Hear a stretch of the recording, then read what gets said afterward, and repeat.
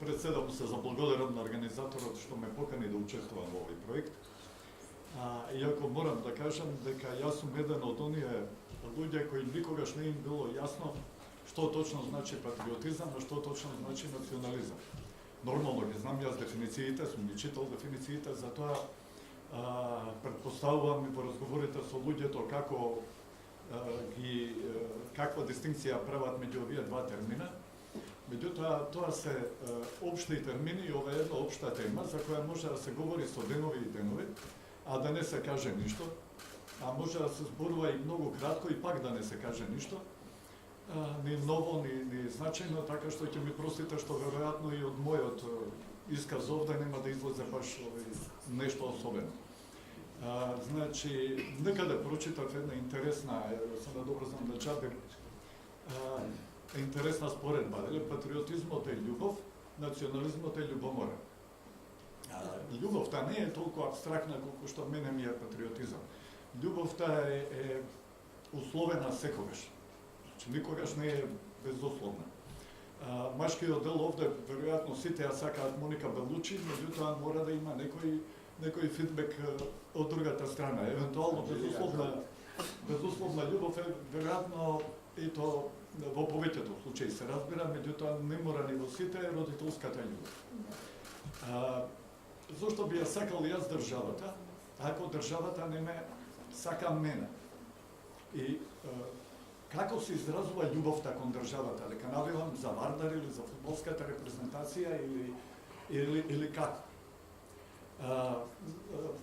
Предходно и господинот Кежаловски рече за поделбата во Македонија. Ние имаме две Македонија во овој момент во однос на референдумот.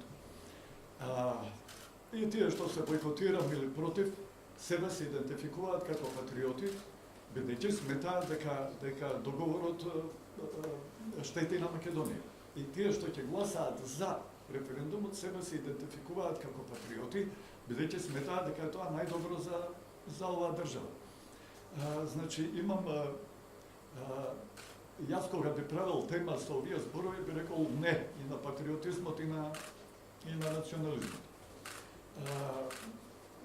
Јас сум, да кажеме, да не е држава, да е татковина, например, во прашање, кој е еден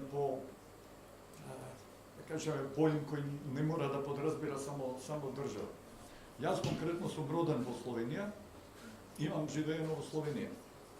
И го имам тој проблем, се што е мојата татковина, мислам, јас знам дека е Македонија мојата татковина, јас сум македонец, овде сум формиран, овде форматиран и така натаму. Меѓутоа,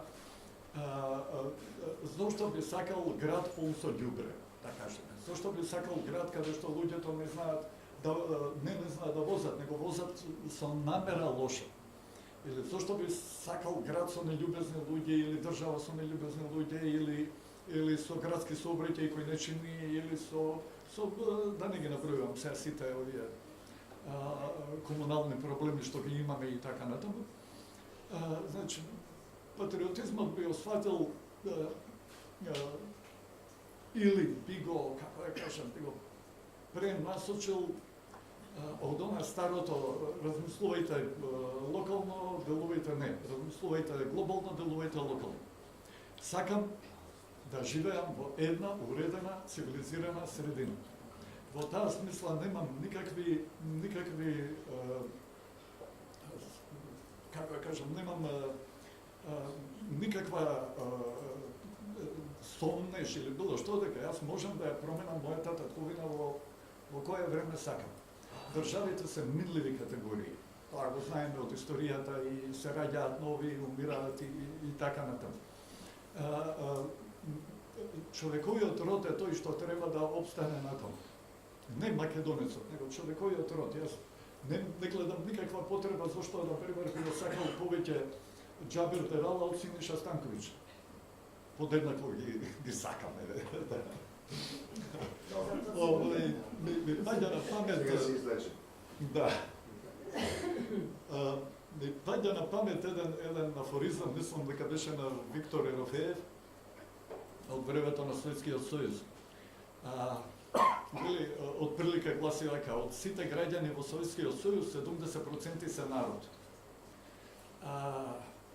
Значи, многу лесно можам да го префрлам на Македонија со тоа што процентот на улогот или процентот на народ може да се зголемува или намалува наваму натаму. Ние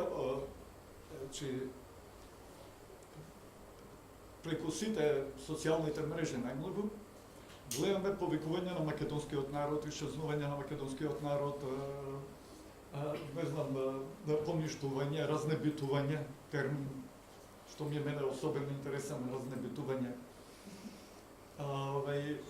И одеднаш, ако влезете во полемика со тие што тврдат дека се разнебитува македонскиот народ, веднаш те отстрануваат од македонскиот народ. Вие не сте македонски народ.